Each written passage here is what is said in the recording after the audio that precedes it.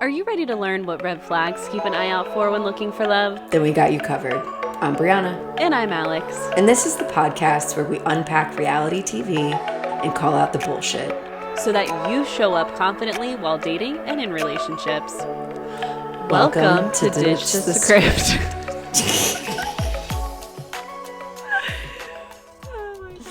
I love it. Oh.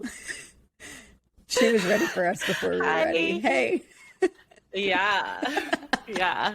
It was a sign. It was like, you guys get ready. I don't and now we'll include our listeners in on this, but so when Alex and I get ready to record, when Alex hits record, because you are my co-host and the producer, it sends this like gnarly countdown, and sometimes it's really quick, and other times, like last week, it was like we had about 15 seconds. painstakingly. We didn't even know when it was going to start, and today it just like jumped right ahead for us. Yes, and that's where we're at today. Mm-hmm. How are you doing? And I just finished my coffee, so you know what that means. It's about to get lit up in here. Energy wise, turn it all the way the fuck up. Yep, here it comes. So how am I doing? I'm doing fucking great, dude. Great. Like, Jordan and I had such a fun weekend with my pseudo parents. We did lots of Christmas festivities, and you know, this was Jordan's first time seeing them since COVID has happened, and so it was just really great. Like, it really does feel like my family, and so it's so nice, like, as it would, seeing your real family integrate with your bae and all of that. It's just so fun having him there and like getting to see them bond, and like, I don't know, it just felt so good. So I'm feeling pretty energized. That's amazing. Also coming off of like Jordan being really sick, and my God, your pseudo dad helping out with that a lot. Like, he was really sort of in the trenches, so I bet that was really good for him to be able to see Jordan doing much better, and you guys were able to. Oh my gosh. And didn't he play in a band? Yes. So pseudo dad plays piano. He plays keyboards for a band. And it was great. It was the first time I had ever seen him like perform and do his thing. And it was really cool to see him in his element. But he's just such a cool cat, that guy, because he just turned 70 in September. He can hang way more than me. Like, he's out there like throwing back like fine tequilas and like, you know, and like enjoys the experience of it all, and then staying up till 2 a.m. with Jordan watching a Beatles documentary, and I'm like, love the Beatles, but I'm gonna go to bed. And he's a doctor, right? So BT dubs, everything in moderation, people. It's all okay. But I just really appreciate him showing me and like leading by example that you can be wildly successful and good at your job and still have a beautiful work-life balance, because my pseudo parents are more social than Jordan and I are. And so we were even talking about it this morning, that that's like hashtag goals for us. And when we envision our life, that's what we want. And so they're just such lovely people and so down to earth and so loving and welcoming, and yeah, like, I have so much love for them. I'm so glad that's all that's going on in my world. I'm so glad you had time with them. He's a civilian rock star. That's what he is. Yeah, he's so dope. Yeah, he's a little mensch. Yeah, he is that. He's the definition of a mensch, like a good ass dude. Yeah, cute. Is. What's going on in your world? Grinding. I feel like I am working really hard lately. But also like trying to build in like dating life, like we were talking about last week. I wanted to sort of follow up on what some of my Hinge conversations have been like, or my Bumble conversations. It has not been super eventful over here in these streets. Like, it's not that like matches are happening, conversations are starting, but things get like cut off real quickly. And if anyone that's listening is familiar with using Hinge, obviously like the other dating apps, you have like little information blurbs about you, but on Hinge specifically, like you can sort of reply to someone's blurb directly. That's how you like initiate a match. And I have this blurb that's sort of like, the prompt is, dating me is like, and my answer, it says Lisa Simpson. And my background is like, we're ignoring the fact that she's a child. But she is, she likes music, she likes art, she likes science, like she's a little social justice warrior and I love her. And so this dude replies to it and he goes, "Damn, that sounds terrible." Okay. So you could easily like X this out, but I keep it and I look at it once a day just to humble myself every day. I get a good little laugh. I look at it and I'm like, damn, that sounds terrible. And I don't know why. I know that sounds like a maladaptive practice to have in your life, but it, for some reason, brings me a whole lot of joy. Oh. Yeah. Because okay. Well, tell me more about that. It brings me joy because I feel like I don't believe that. Like, I mean, I believe that maybe he feels that way. I don't believe that about myself. Right. Like, I think lots of really positive things about myself pretty much all of the time. Yeah, it's sort of like a train that has like gone off the rails in a really productive way for me in my life. And I'm so grateful for that because there's like obviously a period of my life where I did not feel confident and I did not love so many parts of myself. So that part of me feels a little bit like you can't fuck with that. Like nothing that someone else could say to me really could like make me feel, especially not a man, sorry, could make me feel like bad.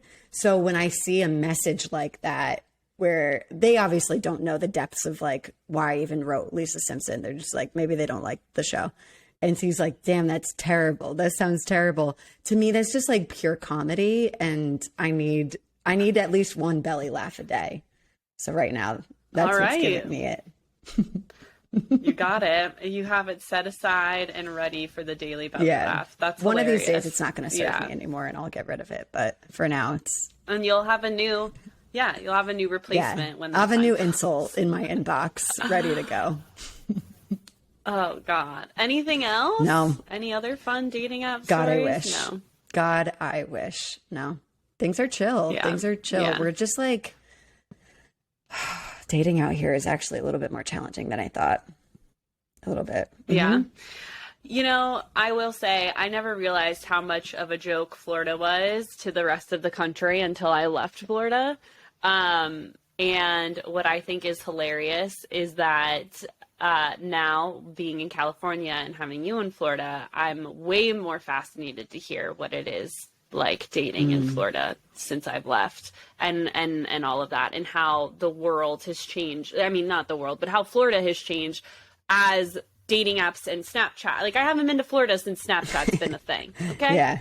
So it's like, I'm just interested to see how, that all has impacted the dating scene. Cause like, I can tell you what I've experienced out here in California and I'm sure it's not too different, but I don't know. Florida's kind of like an entity that I just think gets a lot of shit. And so we'll just have to see what you find. Yeah. And I feel like you and I have had this conversation before, like the views and opinions on Florida, like some of it's true, but a lot of it's not. It's a sweeping generalization. Yeah. It's not super fair. Yep. It's really not. I agree. So like, it's really important for everyone to sort of leave room for that. And to be fair, like the experiences and the people that I'm trying to connect with are not even really specific to Florida culture outside of like, there's just a lot more conservative people on my dating app selections and less people in general. Yeah. But the real issues that I'm having with dating like, let's remove it from the fact that it's Florida, but it's an entirely new place for me, is that I'm finding that it's really hard to engage in social practices with brand new people because like communication does not flow between strangers in dating settings, especially on a dating app where it's very easy, where it's like once the conversation breaks, it's easy to just be like, I'm out. You know, there's very low risk to leave. So I'm finding that I'm in a lot of conversations that fizzle out and like really quickly. And I'm over here. Yeah. I wish I could like huddle with everyone and be like, you guys, there's not a whole lot of us out here. No. Jordan and I were kind of talking about this morning, actually, about dating apps and like our viewpoints on, and I say this all the time, but like I think he had his own light bulb epiphany moment, but he was very much like reiterating what I say, which is the fact that dating apps have established a sense of grass is greener. And so because now we have so many opportunities to meet hundreds of thousands of people at the, at our fingertips, and that we would have never met before social media or dating apps were even a thing, right? And so the good news is that, okay, it's way easier to meet someone now. The bad news is that because of this subconscious, I mean, for some people it may be conscious, curiosity of what's my next swipe going to bring me. It's really, you have to be disciplined to focus on who's in front of you right now and who's in my inbox right now, because that, like what you're saying about how these connections fizzle out so quickly, I think a lot of it has to do with that. Totally. Is like, oh, is there someone better? Is there someone more attractive? Is there someone who I have more in common with? Is there someone this, that, and the other thing?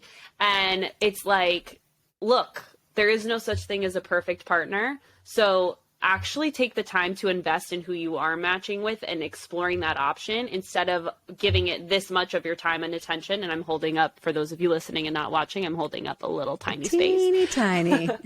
Teeny tiny space.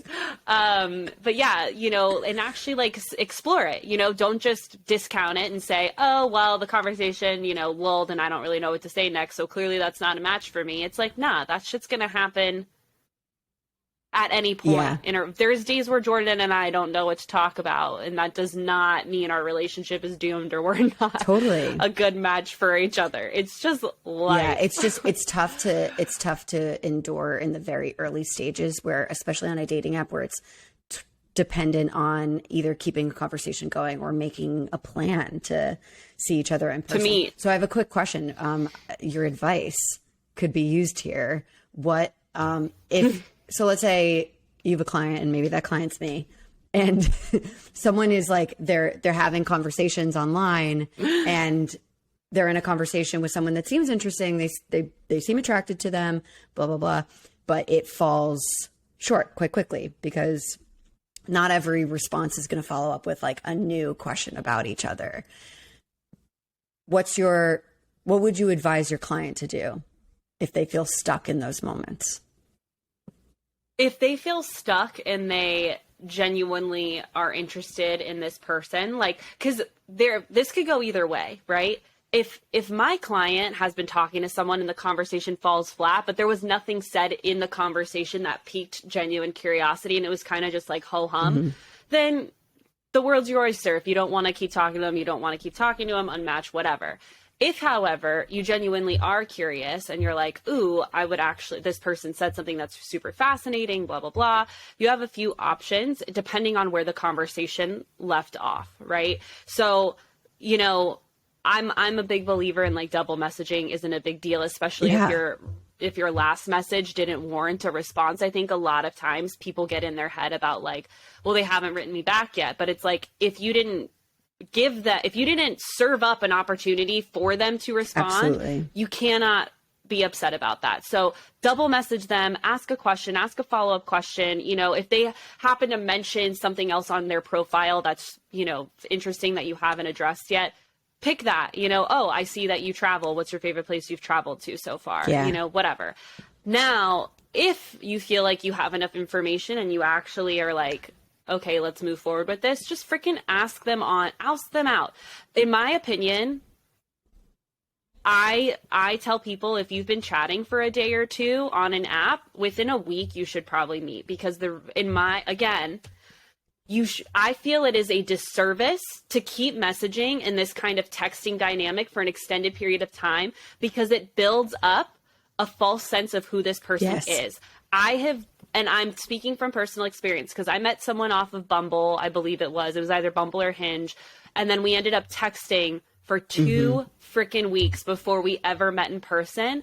And let me tell you, although that gentleman picked me up, took me on a nice date, did all the right things, his banter over text was way better than in person. And I couldn't deal with it. And I was really bummed that I don't know if wasted is the right term, but I had invested 2 weeks of nonstop texting energy only to be severely disappointed on the date that I had with this guy. So I really feel you have nothing to lose. What is the worst thing that could happen if you were like, all right, I've really enjoyed talking to you. Are you down to meet and grab a cup of coffee or a drink or whatever your fancy is, you know, or go play around a mini golf? You know, you have nothing to lose. The worst thing is two things. They say no or they unmatch you. And guess what? No harm, no foul. On to the next one. Thanks for playing. When in doubt, ask them out. Yes. Oh, that needs to go on a shirt of ours. When in doubt, ask them out. Go for it. Yeah. I hear you though. I think that's really valuable because if you are talking for a long time, as you've mentioned, I've experienced that too. That buildup can be detrimental because I wonder what it would have been like if you had met up with that same gentleman a week and a half earlier and maybe you would have, not saying that was the guy, it wasn't, but no, Jordan. Shout outs to Jordan, man. But I love him. Me too. He's the best. He really is. He's great. But maybe like you would have had it would have impacted you differently. Right. Maybe you would have been like, yeah, it was interesting. Okay. Instead of being like, who the hell was I talking to if it wasn't this person? Yeah. Yeah. Yeah. And he was like super sweet. And I don't know if he was nervous or what, but like it just wasn't the same vibe. Yeah. And I'm an extrovert and I'm a goofy girl and I need someone who can hang with me. And I will say this, you know, this gent that we're talking about, although his banter in person was not up to Alex standards, let's just say, which is no judgment on him because again, not everyone can keep up with you. Yeah, and that's okay. And nor do I expect that of everybody either. You know, like I would be friends with this dude. He seems like a cool cat. He seems like a down-to-earth guy. He dresses way better than me though and is super preppy, like with the bow ties and stuff. And I remember thinking to myself that might be a concern for me because I am like a sweatpants, like minimal makeup type gal.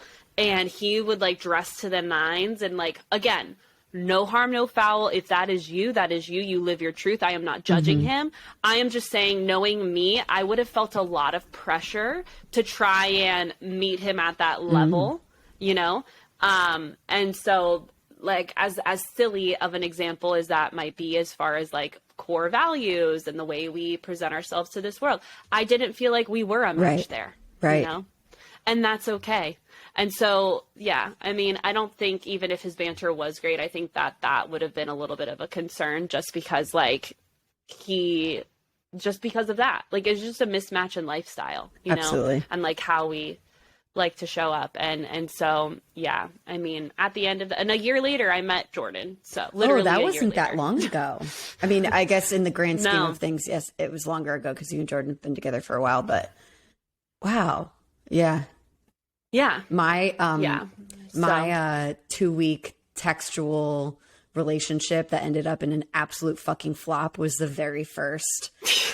It was the very first on like date that I had gone on from someone I met online. And this was like, oh my goodness. This was probably 2013, 2014. This is like early in that game.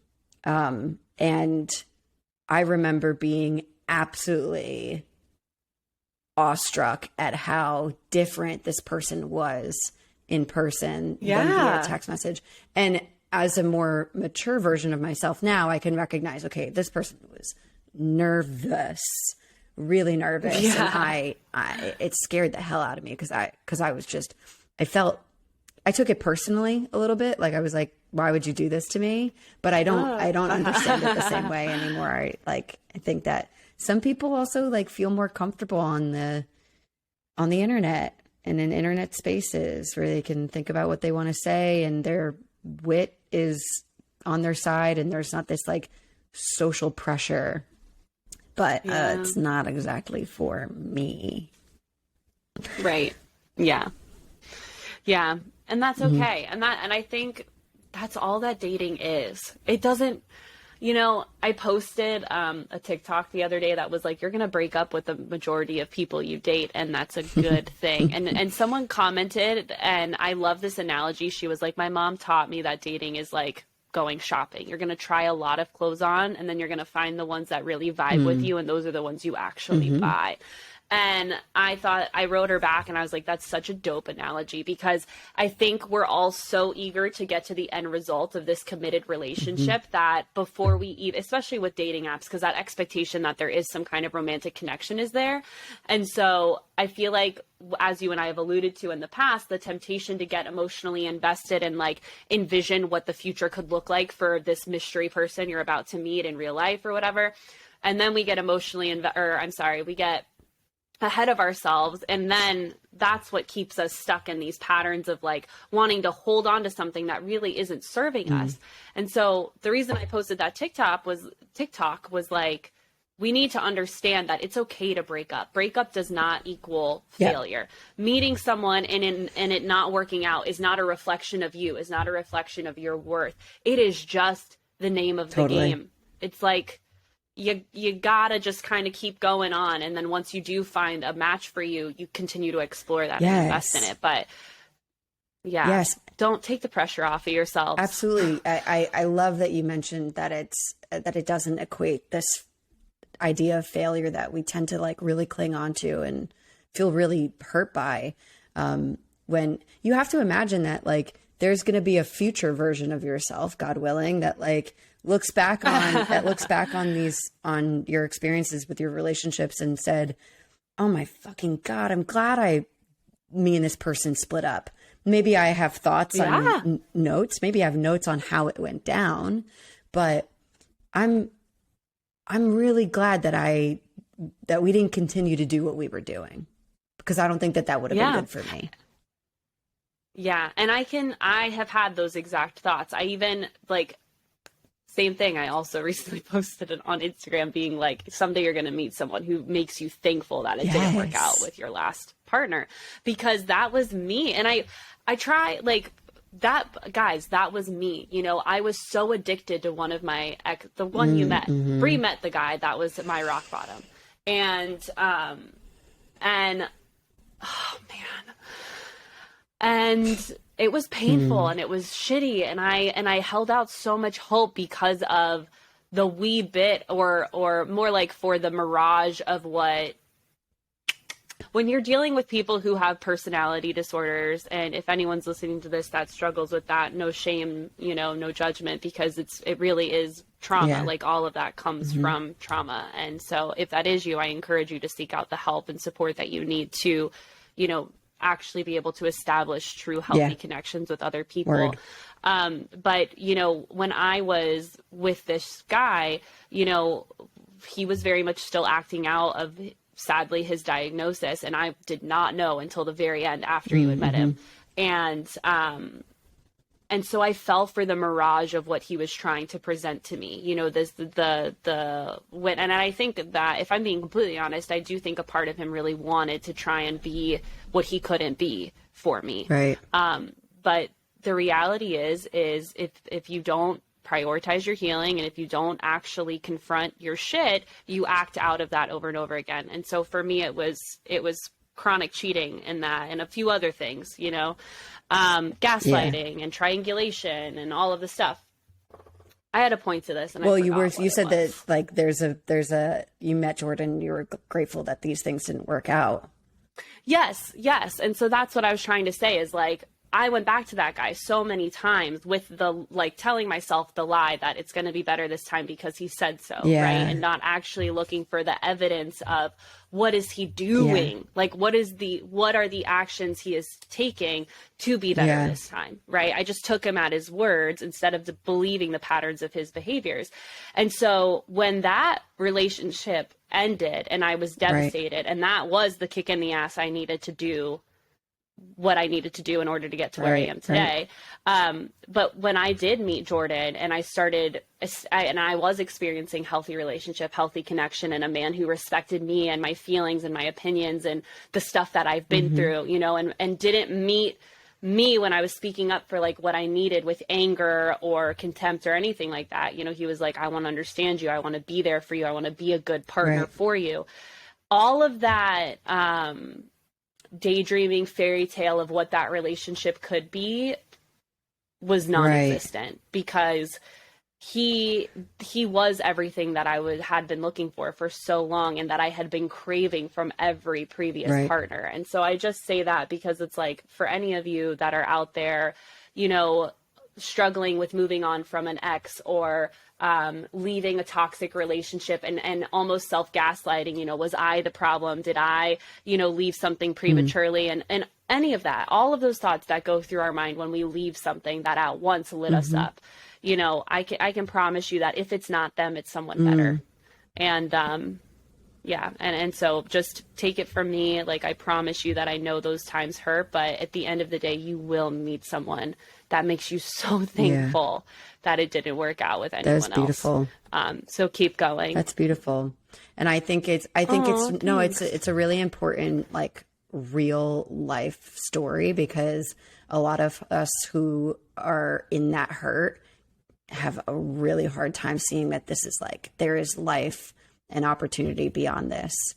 But I don't think that I'd be happy to see the version of you, Alex, that existed if that was a relationship that you were still trying to make work. That would have weighed you down like a ton of fucking oh my God. bricks.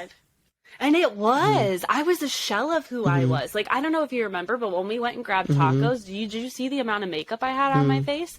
Like, oh my God, I look back at that photo, because it was for a while my like login photo on my computer, and I changed it because I couldn't stand looking at the amount of makeup I piled on, because I was trying to be that for them. I was like, I need to be prettier. I need to be more fashionable. I need to be sexier. And so I wasn't leading with my authenticity. The day I met Jordan, I had no makeup on. I was in layers of clothes because it was freezing outside, with like tattered Ugg boots, and we were cracking Star Wars jokes. It was the complete opposite of anything that I had ever experienced. It broke all of your anyone else. It broke all of your previous rules about like what would be required of you to be able to like get the partner that you want. Right. And you wanted this other person so badly that you were like, I have to add these things into my life for this to work. And then, you know, you're living proof. You just need to be in exactly who you are, when you are, where you are, and have your eyes open. And it is magnetic. It is magnetic. We all know someone like that who is like you. Like you were like that for me in my childhood and now, you know, like you are so you. And it's the hottest thing. It is the most attractive thing for friendships and for romantic partnerships, because when you are like, this is who I am, this is what I like, this is what I dislike, and I don't give a fuck about what anyone else has to say about it or their opinion, like that, those are the people that you inspire you, that you want to be around, because you want that energy for yourself. And so if the more you embrace your authenticity, own who you are and what you're looking for, the more magnetic you become for people who align with that. And so, I could sit here and talk all day about this, but I do think it's important for people to hear. Yeah, I agree. That's why I'm supportive of us lingering on this for a long time. Thanks for calling me hot. That was cool. Yeah, girl, you're so dope. You're like, I know. I feel like I say it all the time. Maybe I say it more to Jordan, because I do. We get off recording podcasts, and I walk out there to like check in on him before I get back to work, and I'm like, I love Bree. She's just the best. And you know, I are. leave this table and I go to my lizards and I say, your plant. My plant. And I say, I fucking love this person, and I love that we get to do this together. I really do. Me too. It's an honor. It's a privilege. Okay.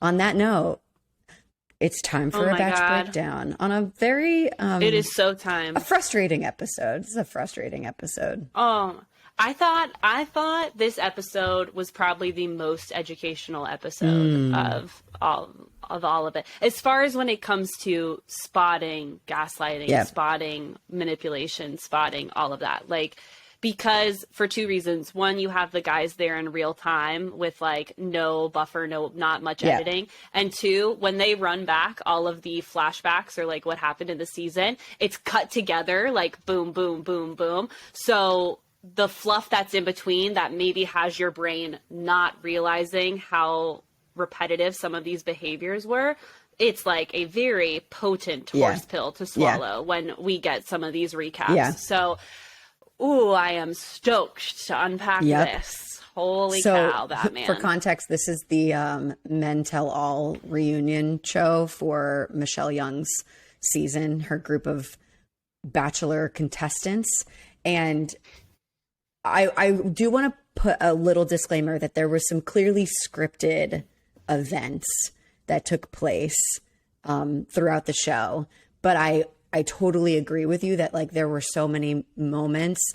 It's really nice to be able to have people like reflect on the videotaped big moments from the season that we have spent all of our show sort of unpacking, and then being like, like now that I'm watching it, this is an interesting thing for me to be aware of just now for the very first time. So we're about to get into it. So, first of all, before we get into anything really serious, can I just, my very first note is, oh no, Romeo got bleach tips, crying emoji. I also noticed that and did cry a little bit. There was also like a small exchange between him and Martin because Romeo was calling Martin out later. Yes, I knew Romeo was a good cat. Romeo. Honestly, yes, he only gained points on this episode. He is. I agree. That's minus that hair. He is a sexy man. On all accounts. Yeah, I wanted to see more Romeo and Clayton, and if I'm being completely honest, I really wish they picked Romeo for Bachelor over Clayton. Oh, I'd watch that. But that's me. Yeah. But that's me. That's my opinion. Like, look, Clayton seems like a really good dude. I just feel like Romeo's more fun and oh my witty. God, totally. Yeah, so I'm sure Clayton will have an interesting season, but as far as Alex's preference, like, give me more Romeo. And Romeo has like some pretty progressive feminist takes. Like he's able to see things through a feminist lens that a lot of men miss because being male. And I could tell that it was he's seeing the world through this lens and not in a way to gain points with women. No. He's like, this is how he is filtering his experience of the world. And so that would have been a really fucking cool progressive leveling up for Bachelor shows. Yeah. So I agree with you. Yeah. Come on. I bet you, I hope that they're smart enough to send him to BIP, because I just feel like, we'll dig more into Romeo, but let me tell you, that cat, someone to watch. He's dope. He gets a gold star from Alex. Mm-hmm. Boop, that's valuable. We don't give out those too much. I'm not surprised that Peter and Will immediately went at each other's throats. That was interesting. No, I'm not surprised about that at all. The like bringing up of tweets or like reviews of Peter's reviews messed up. Okay, so generally, I wanted to sort of bring this up. I take issue. Okay. Acknowledging the fact that we have spent a number of episodes on this show, our show, ripping on Peter, but like fully calling out his behavior and what is intentionally supposed to be educational for us and everyone else that's listening. But I feel very uncomfortable with this part of the show where you have named villains. We're seeing all of the reasons why they've been marked as villain for like their behavior, but then there's a studio audience is also like booing and cheering when they're getting sort of like they're getting kicked to the ground. I it makes me feel really gross inside. Yeah, can I be really honest? And I understand that our audience may be a little offended by this, but I'm going to be honest here. I am a little sad with the trajectory of where the show is going because last night after what you just mentioned with the audience and being served, which is the steps to being sued, as well as a few other things. It felt so like Jerry Springer. And I am not cool with that. It makes me just sad because it's like before they were really focused on, and I think this is happening for a few reasons. One, social media and just the way that that's kind of perverted, I guess, the processes for this show, you know, because people are connecting beforehand. They're in the same story, you know what I mean? And all of that getting on there. People are coming on to establish more clout for social media than they are truly for love. So I have an issue with that. And then I also have an issue with when it comes to these men, this version of Men Tell All that we saw last night. But it was the first time where I really was like, ooh, I'm not sure how I feel about the show going down this road if it gets much more like this. You know what I mean? Like, I know that I know that Peter was an entirely childish character of himself on the show. But the way that the Men Tell All episode was sort of structured and prepared to like make him look like an idiot and it wasn't even based on the show's footage. It wasn't based on Michelle's episode. No. It felt like bullying, and I was just like so uncomfortable. I was really uncomfortable, dude. Yeah. And so, like, going back to what you were saying, so Will left a handful of really nasty reviews. And I think, was it Romeo or who was it after the last one about, you know, the review that said the pizza ended up in the pool? And someone was like, that's a little suspicious, that last one. And because if I'm being honest, I was kind of in disbelief. Like, I remember when Will was still on the show, I was like, Will in my mind is almost equivalent to Peter, just based off of, he said a few contemptuous things to Peter. You know, he was the one that was like, what more do you have to offer but besides a slice, bro? Like, he said that to him, and a few other things. So I know that Will's not 100% innocent, but I didn't think he would take it to that degree. And it really, after that last one about pizza ending up in the pool, I feel like it very much was confirmed that was him. And what place? It's mad petty. Like, this is not... Yeah, it's so petty and not attractive. And bro, I'm glad they both got sent home when they did. I wish they got sent home sooner. Ditto. And it was like, I knew that they were going to end up on this show, and it was going to allow for a lot of like, quote, spicy conversations to take place. But it overall is just like not a good look. No. I also was cracking up that Casey, who was like a pretty quiet dude, like we didn't hear much from him during the season, very vocal. But he was, him and Romeo were like calling everybody out, you know? And so he was the one that went off being like, look, you see this much on the show, but Peter was awful all day long. He just like went off on him. But that was hilarious. That I feel like is more appropriate to discuss in this setting than like, let's make a mockery of like Peter and his business. Like, he's not a good dude. He was really weird on the show. That would have been enough to focus on. And again, going back to us calling out like producer moves, to me, it was that, because then he ends up flying out his pizza there and they have this whole makeup moment over good pizza later. Which is like, okay, Peter, how big is your pizza mecca? Like, do you really have one shop that allows you to fly your own pizza out from Florida to LA? Like, really, dude? No. ABC 100% called him up and was like, hey, we hear Will's leaving you some gnarly reviews, so here's what we have up our sleeves. What do you think? You know, to some degree that happened. And again, going back to what we were saying, it perverts the purpose of the show and what we are here for, to capitalize on drama, which go to Jerry Springer or Judge Trudy for that. You know, we don't need that here. Judge Judy. I just said it wrong. Whatever her name is. Trudy. I can't. Clearly I don't watch that so TV. Cute, though. I love it. Yeah, go to the people's court. Come on. Go to the people's court over your reviews and serving him up on defamation of character. Fake. We also, I don't even really remember. Oh, this is when we were chatting with Rodney. This is later on in the show. But like, the hosts are talking to Rodney. They're catching up with him. Everyone's like, la, la, la, we love Rodney. And then some dude in the audience strips to his naked and goes streaking throughout the show. But I thought, and then like security, like carelessly chases him out. That was fake. That was planted. Yeah. No, 100%. Yeah. Jordan was like, this is horseshit when he was watching it. But yeah, I mean, come on. Security that has like, okay, I don't know any bouncers that have the type of garb they have on without, that aren't like jacked and have like things coming out of their ear. Like clearly it was some assistants in and a let me costume tell you, running after the guy. My short security kings, y'all know martial arts. I know that about you. I've seen that. So my dudes would have tackled that man to the ground. Yeah. They would have not chased him out. We're going this way. Oh, I'm running after your naked ass. Ooh.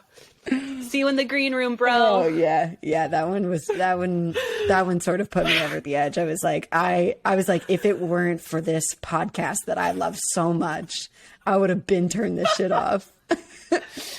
Agreed. We're committed for you guys. Committed. Okay. Other big moments. Jamie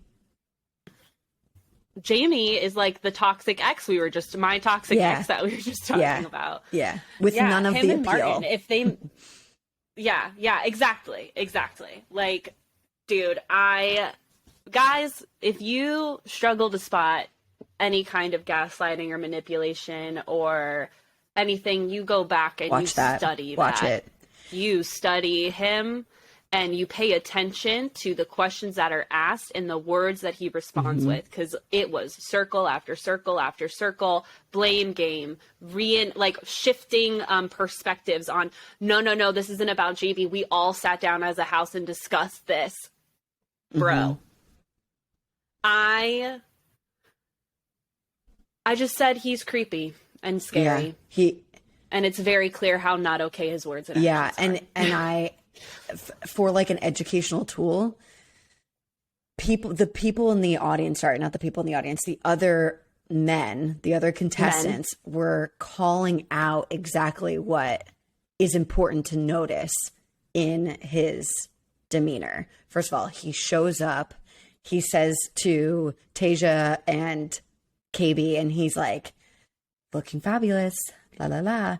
And then we get to see a little bit of his journey, and he's doing that with Michelle too, in a very similar formula. It's show up, compliment, keep it light, love bomb, keep it breezy, like let her know all of the things that you imagine that you have in common, speak your big goals for each other, speak your intentions. I think that we have a beautiful connection. And then boom, show some other uglier sides of yourself that your promises cannot hold up. No. Yeah. And nor do you take ownership of any of the stuff that you bring to the table, because he keeps saying, this rumor was created by you. You are the rumor mill producer of said rumor. Yeah. And so don't sit there and act like, well, I was trying to put this rumor to that. No. You created it. You weren't trying. Yeah. It didn't exist without you.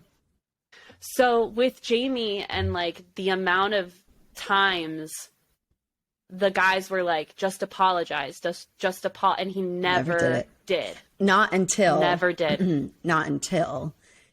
Michelle confronted him, and he was sort of like, I think that he had some awareness that was like going to be his last opportunity to speak and be heard on this show. Yeah. And so he was like, you know what, I deeply apologize. And to you, the rest of the men, I deeply apologize. And at that point, everyone was like, dude, we've been trying to get you to apologize. It's lip service. Exactly.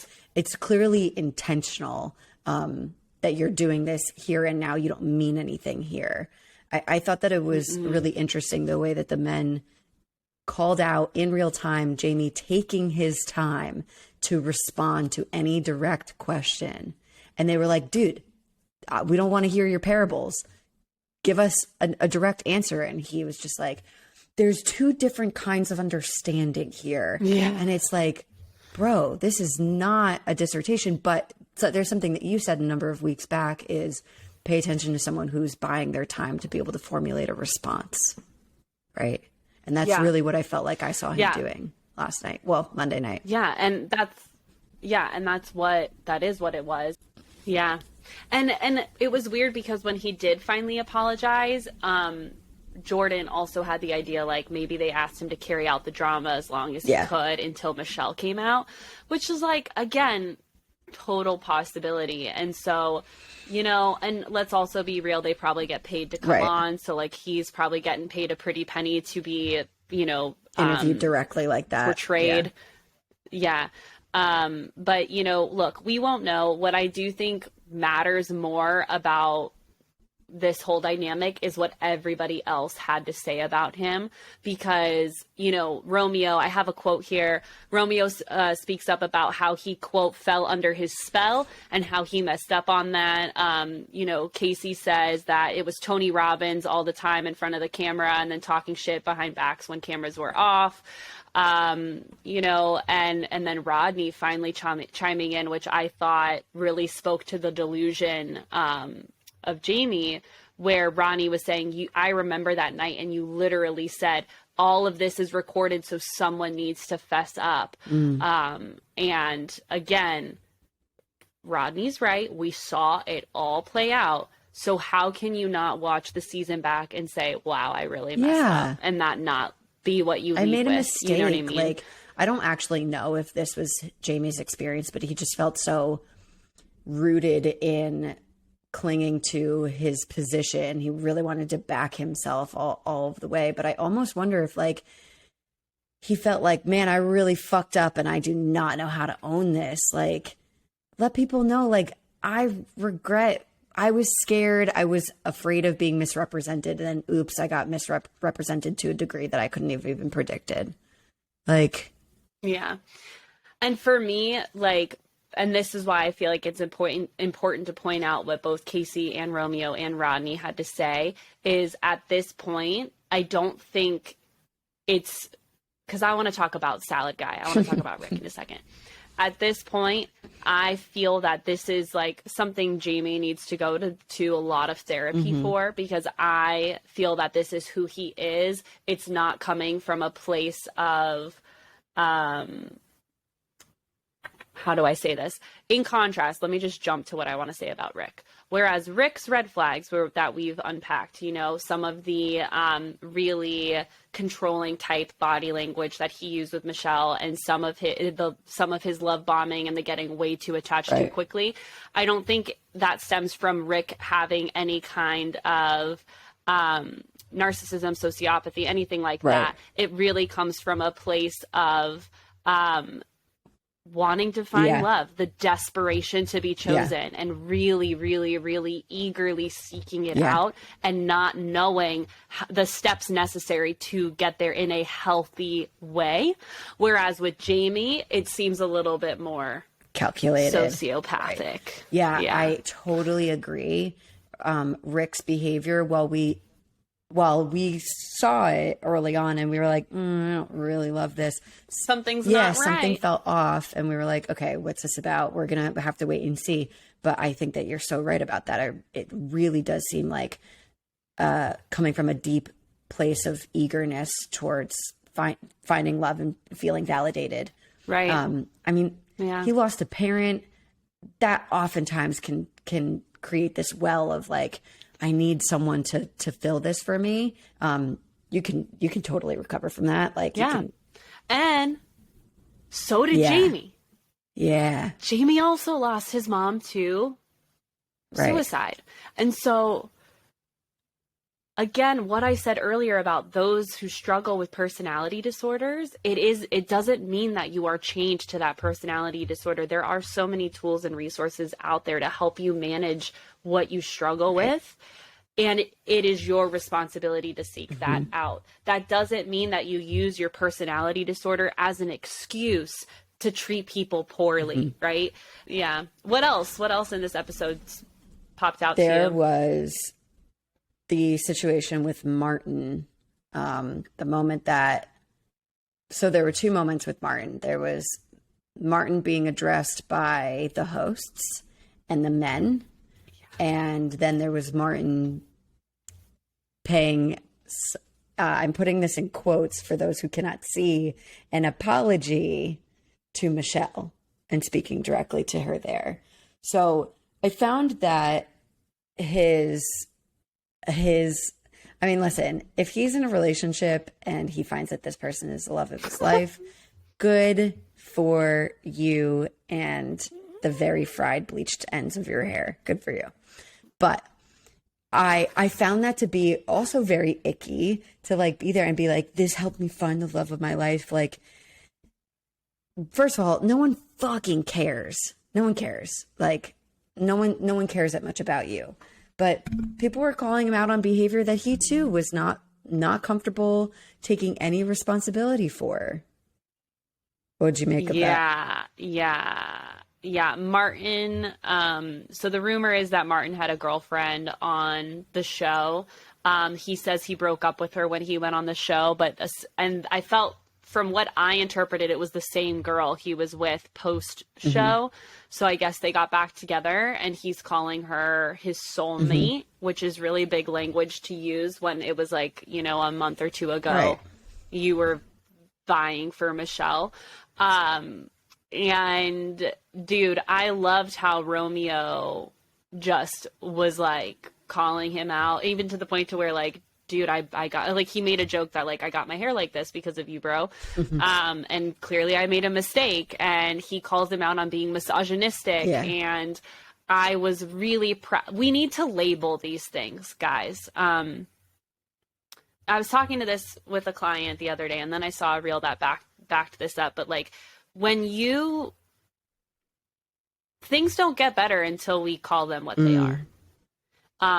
And what's going on in this country, like, we've been gaslit as a country, even in some cases, and under certain leaderships. And we also, when it comes to bigger and smaller scales of the types of misogyny, patriarchy, the types of inequality and abuse that we have, if we go around not calling it what it is, it enables it, right? It's like the anti-racist thing right now. It's not good enough to just not be racist. You need to be anti-racist, which means you call other people out when they are being racist. Exactly. It is the same thing with what we're seeing here. Romeo saying like, dude, I didn't like how you talked about women, totally different than him being like, I didn't realize you were misogynistic, bro. Like, totally different vibe. And so I'm trying to empower clients right now to do this because they're stuck in, it's a long story, but when we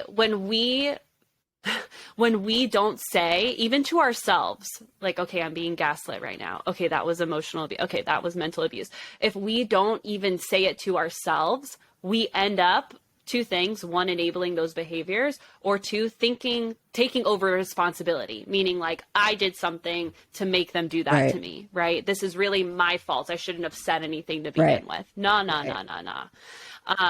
And so I was just really proud of a few of the Casey and Romeo and a few of the other guys who were like using the terms appropriately and actually calling it out, because misogyny is a very big, scary word that has a lot of weight to it versus, oh, wow, you were basically comparing men and women and like saying like that.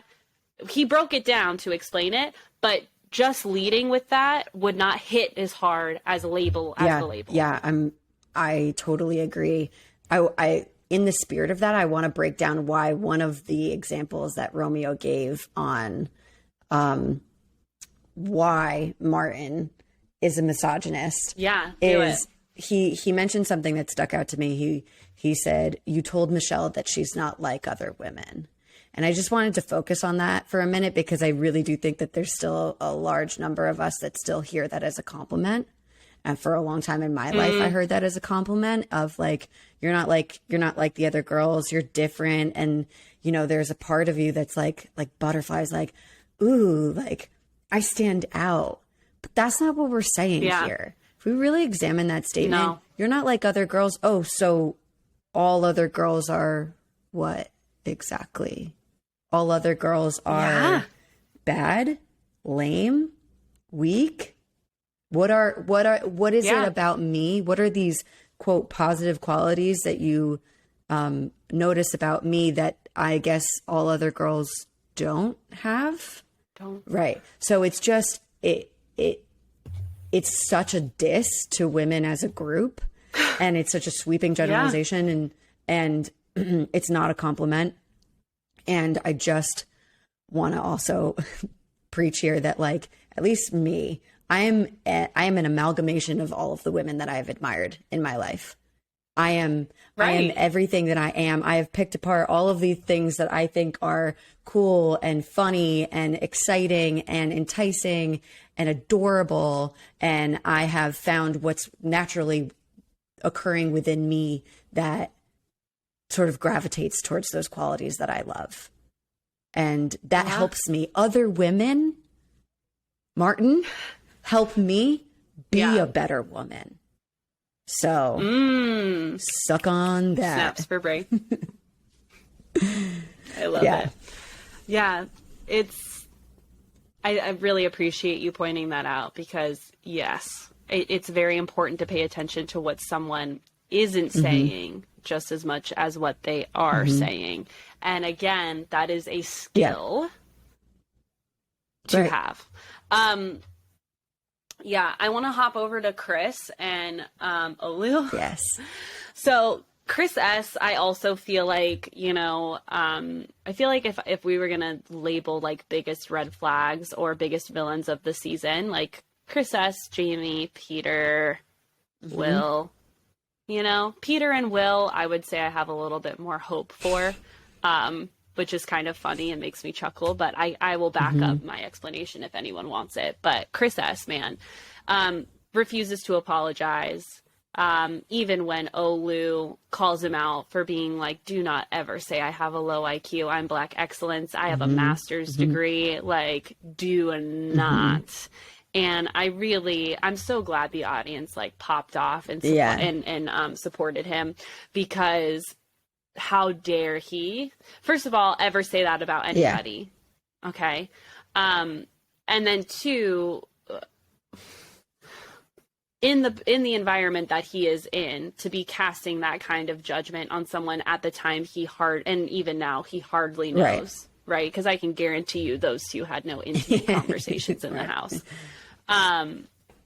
It just goes to show, again, Chris's true insecurities and then feeling the need to insult someone like that.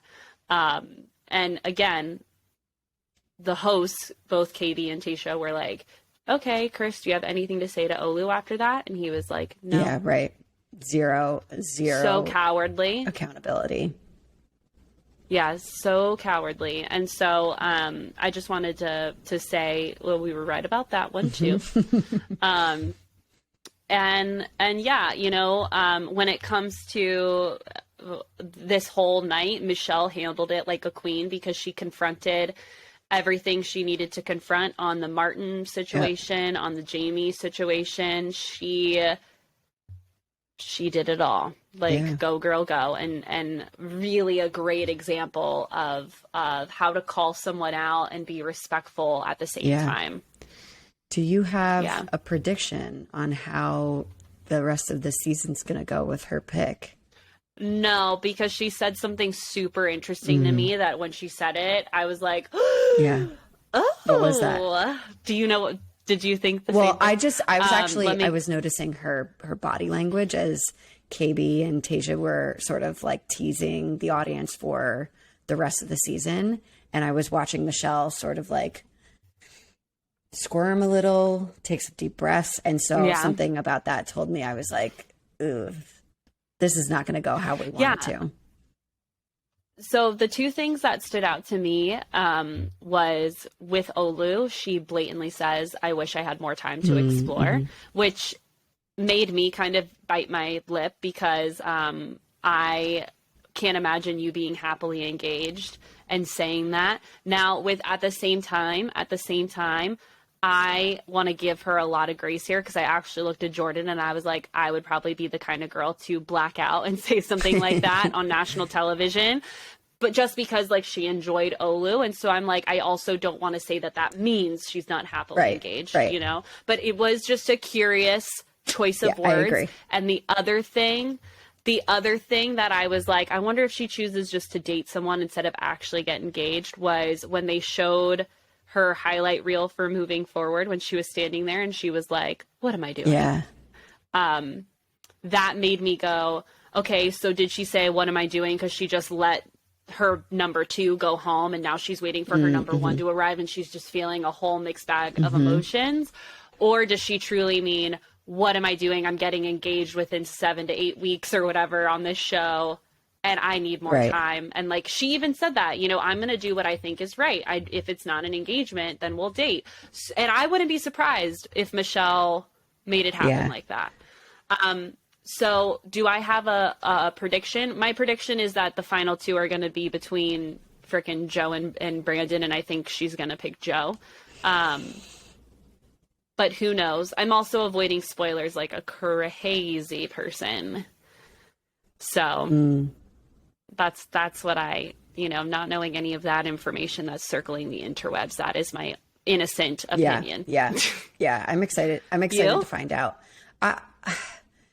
No, I had zero predictions. I mean, for a while I was like, it's going to be Nate. It's going to be Nate. It's going to be Nate. But hearing what you're saying, I mean, I think that makes a lot of sense. Like, I could see her sending home someone that she has a relationship with, like Brandon, and being like, fuck, like struck by that, because I think to hurt Brandon would be really emotionally significant. And then to like just sit with a crossroads of a decision of like, do I move forward with an engagement with a person while I'm like hurt, or have I made the right choices at all in these last couple of weeks? Olu, where you at? Like, that's it's all sort of up in the air for me, but I'm really excited to see the rest of it. Okay. Anything else about Mentello? Maybe a red flag, green flag for us. Oh yeah. Okay. My red flag was Jamie's slitheriness in every time someone asked him a question, he never answered it. He basically served the ball, the conversational proverbial ball, back with more parables or philosophical type language. There was no direct clarity at all. And that was done on purpose. Absolutely. That's definitely the biggest red flag for me. I will add, for variety, another red flag. My red flag will be when Michelle confronted Martin, and they were really like, they had that confrontation to be able to clear the air, and Martin was still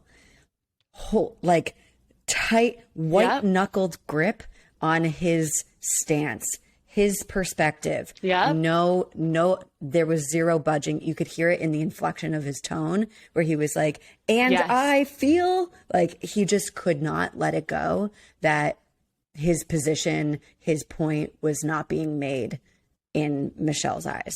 So that was, I took issue with that. Yep. I have a note on it. I said Martin gets real escalated and heated when Michelle expands on her viewpoint on how he belittled her and how he needs to understand what it means to treat a woman like a queen. There we go.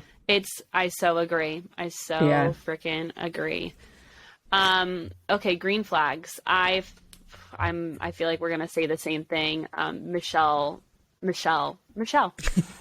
being like, Michelle doing exactly what I just said. Being like, sure, thanks for you wording your apology in the right way, and let me really hit it home for you in a respectful way, but in a way that's like, if you're going to sit here and tell me you have this new soulmate and that you're so in love, you better freaking know why this didn't work out. Oh my God. Yeah. Oh my God. Thanks for bringing that up. Queen. That was huge. And to do it on national television, I was like in awe of like her ability to handle that with like so much composure. She's a composed lady. My green flag is, and I'm bringing this up because I totally agree with you. That's definitely the biggest green flag of this of what we saw in that episode. My green flag is Michelle and Rodney rooting for each other despite getting really far in the competition and going separate ways, and him expressing a lot of really big feelings for her. And so I love to see the reality of two people uncoupling and having nothing but kindness and well wishes to offer each other. And that doesn't mean that you have to do it publicly with your ex-boo. You don't need to get on your Instagram stories and be like, me and my ex, like, I just want good things for them. No, but like to actually practice that silently in your own world, I think is really important. All right. Listener question. Bing, bong, bing, bow, bow, bow, bow. That sound, I don't know what that was. It was a combination of a TikTok sound versus like a little Blues Clues moment, and we're gonna disregard it. We have a listener question, and this is actually a really, really good one. So I'm going to skim through her email just to kind of give some context as to what she's, writing about. She's been with her boyfriend for 1.5 years. Clearly she identifies as female and she's straight. Living with him for 5 months. They get in arguments often, and she says he'll talk really loudly and swear in frustration and at times directed at me. He's never been physical, but he's a big guy, so it can feel threatening. However, later he'll regulate and approach me in a calm manner, and we'll have an in-depth talk about the issue at hand. And I've made it clear that I have no tolerance for being yelled at or sworn at. Prior to living together, I would tell him to leave to calm down. He admits this is a problem and he's been working on it. Is this something I should be worried about? And how should I approach this other than saying this isn't a good time to talk? Let's try again in an hour or what have you. Oh, I have a lot to say about it. What about you? I think it's definitely not something to just let go of. You wanna be cognizant of the progression of change here. I think that I would suggest to maintain the opportunity for this person to take breaks before energy continues to rise. I would also say, I wonder if this person has had like sort of scheduled and planned chats with her partner in low escalated, neutral toned moments where they can connect, and she can actually use some I statements of what it feels like for her when he behaves that way. Because a person the size that she's describing, like behaving with anger in the way that she's describing, is very scary, and for a lot of people can be very triggering and can initiate a trauma response, right? Can initiate a trauma response that I think it could be beneficial to try to let your partner know what that's like and how that actually affects your body and your ability to engage in a fight in that moment. I will pause there. What are your thoughts? No, dude, you're hitting the nail on the head.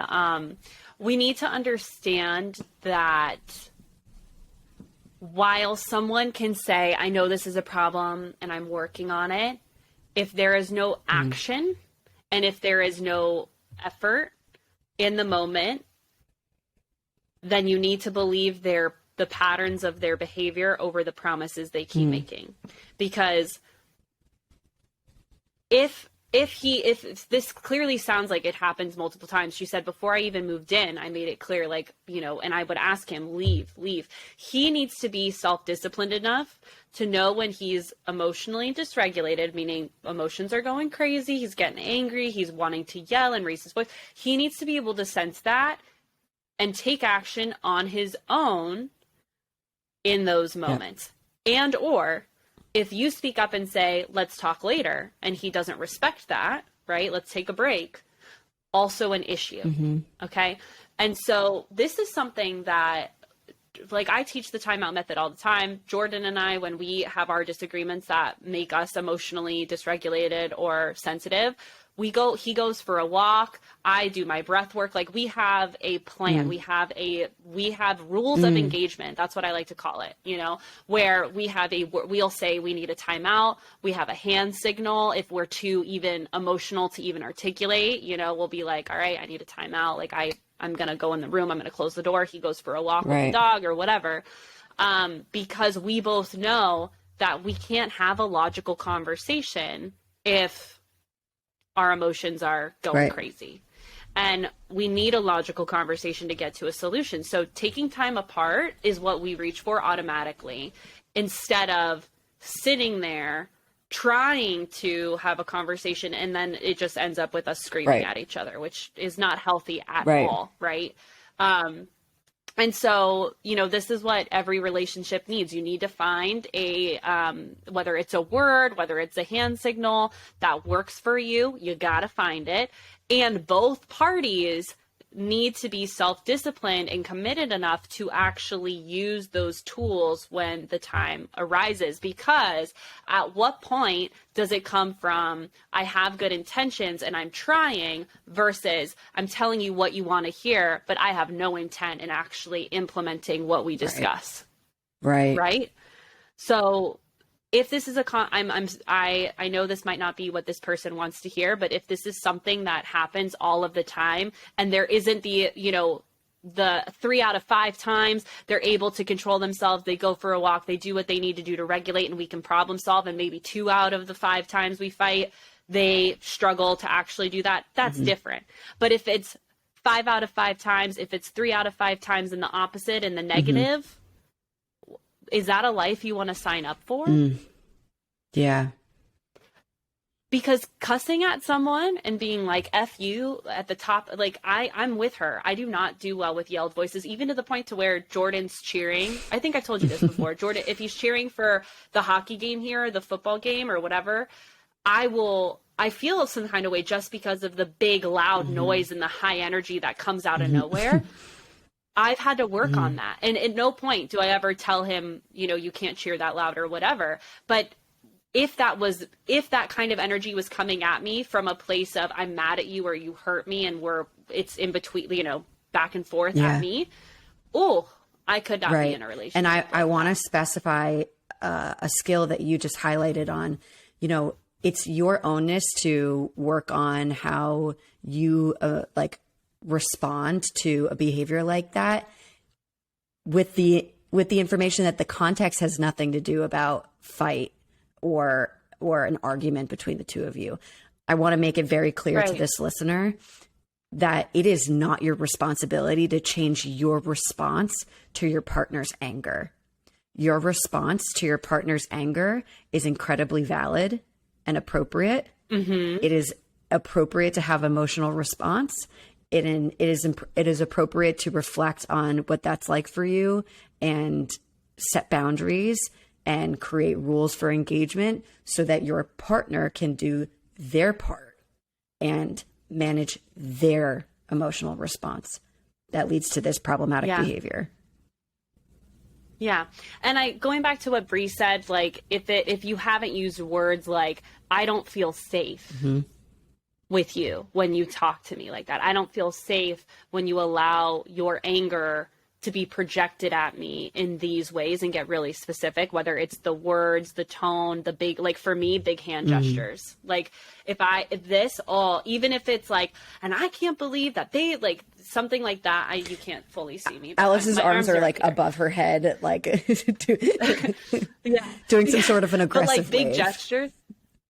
Big gestures are also very triggering for me. And so I think like what you were saying before is like knowing what is on me to like soothe my triggers, and then what triggers are like, no, this is legitimate, because let's be real, girlfriend, the girl, like this gal who wrote in, anyone, no matter female or male, no one wants to be cussed at. No one wants to have someone screaming at them. It is not an invalid or unreasonable expectation to have when it comes to healthy fighting within a relationship. Right.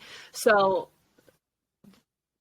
I hope that the information Bree and I are giving you is helpful, as painful of a reality as it may be, that if nothing changes, nothing changes. Right. And you deserve someone who hears you and understands you and wants to do better for you consistently. Right. There is access for help and support for your partner to work on these behavioral changes. This is not something that he would need to do alone. Obviously, like it is important to name that like therapy and other types of mental health supports can be quite inaccessible. But I encourage this person, not necessarily you to do this for him, but this person to investigate what is available for him to access support if he's feeling like this is like too much for him to handle on his own. But if you're, I agree. If you're not seeing any sort of change, that's a really important question to ask yourself. Is this a life that you want to continue to be living? Is this where you want to see yourself in another couple of years, assuming that this does not change? I have one announcement. I have one announcement that, for our show. So we are, you don't know what I'm going to say. No. The suspense is killing me. We are going to see through the rest of Michelle Young's season. And then Alex and I are going to be announcing what show we will be focusing on next. So keep an eye out for our Instagram page, our TikTok page. Allow us to sort of get excited together about the next project that we're going to be unpacking. It is not going to be The Bachelor. It will not be Clayton. We are sorry, while we are not sorry. So if you liked this episode, like and share. That doesn't make any sense. Review it and, screenshot it, share it to the gram. If you have a question that you need help with in your dating relationship or any kind of relationship life, you hit us up on our website, ditchthescriptpod.com. Follow us on the gram and TikTok, also at ditchthescriptpod. That's it. Sending you so much light and love. We love you. Bye.